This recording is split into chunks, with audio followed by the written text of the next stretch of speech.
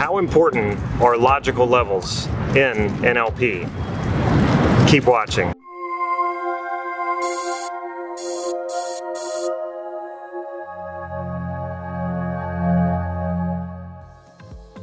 I'm Damon, this is Life Mastery Gym, and I teach people just like you cutting-edge NLP processes and techniques so that you can master your life and take charge of your destiny. So if that sounds good, make sure you click that subscribe button right down here so you can get these videos on a regular basis. For the past several years, I have studied NLP, Neuro-Linguistic Programming, in depth, and I also teach it, and it is the basis of all the coaching I do when I coach clients.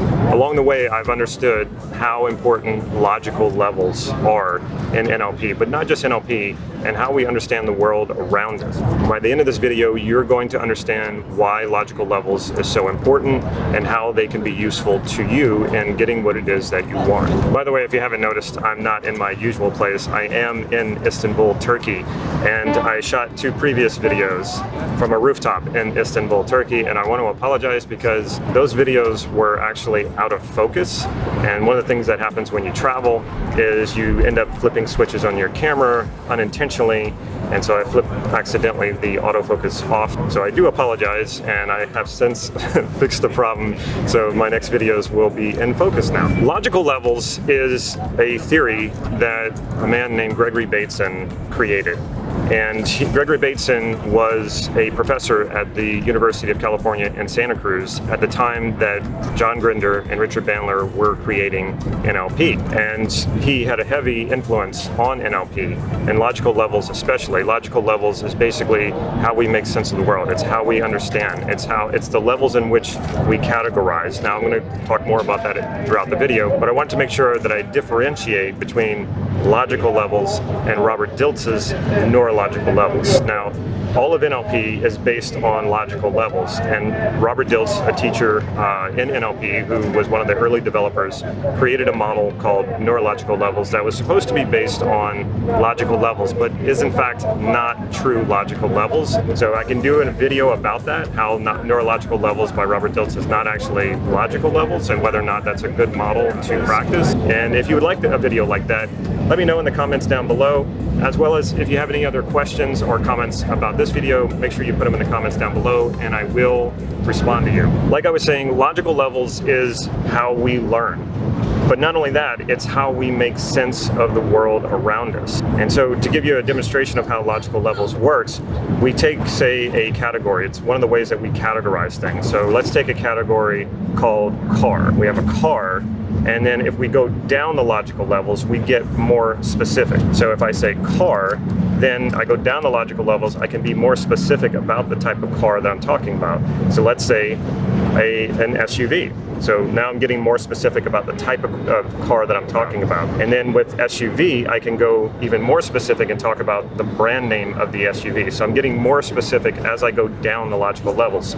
We also call this chunking. So if I chunk down, I'm getting more specific. Now, I can go back up to the level of car, and then I can go up a level to generalization. So up the logical levels is when we begin to generalize more and more. And when we generalize, we overlook the distinctions of the lower levels, and we look at more of the sameness. So if we look at car and we want to go up a logical level and become more general, we could say vehicles that use wheels. So that would be a higher categorization on a higher logical level that incorporates more possibilities. So when you incorporate more possibilities, we're beginning to generalize, and like I said, we're overlooking the distinctions of the lower levels and looking more at the sameness. So we're generalizing up. Then from there, we could say vehicles with wheels, we can go higher than that and generalize higher and say transportation. So that would be on a higher logical level. So this would include also vehicles that don't use wheels. That could incorporate airplanes. That could incorporate all types of cars. So now we're going to a more general level. Now, this is not a right or wrong sort of thing. Now, we talk about generalization as being a bad thing, but it's not always bad, and it's something we're going to do anyway. You perceive reality through the logical levels. You either get more specific and go to more specific categories, removing other possibilities, or you go higher and generalize higher and incorporate more possibilities. So for example, we could go human being, and if we go to a more specific or down the logical levels, we could maybe go to male or female, or we could go to race, and we could keep going more and more specific. People with blonde hair, people with dark hair, people with lighter skin, and you can just keep going down the logical levels and getting more specific. And of course, we can go higher and higher. From human, we can go to animal.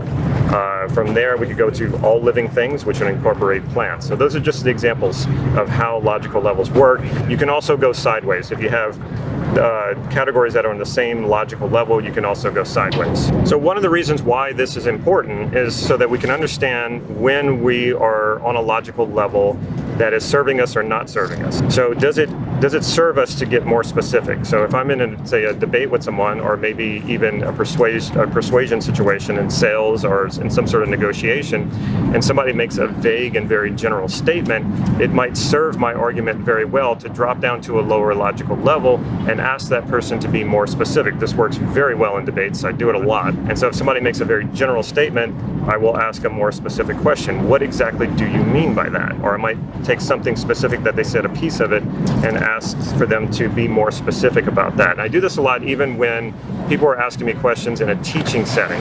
They ask me a question, there's a lot of presuppositions that go into that, a lot of assumptions that go into that.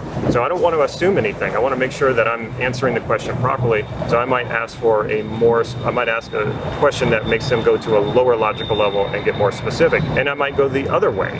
So if somebody says kind of a general statement, I would say, well, what does that mean exactly? And usually when you ask that question, what does it mean exactly? You normally go up the logical levels. Now, the model that I use primarily for all of my coaching, all of my own personal development work, and that I teach is the self-concept model by Steve Andreas. And it is a true logical levels model, because how it works is we want to transform at the identity level. So when we take identity, also known as self-concept, and we say, okay, how do we change identity? How do we change our self-concept?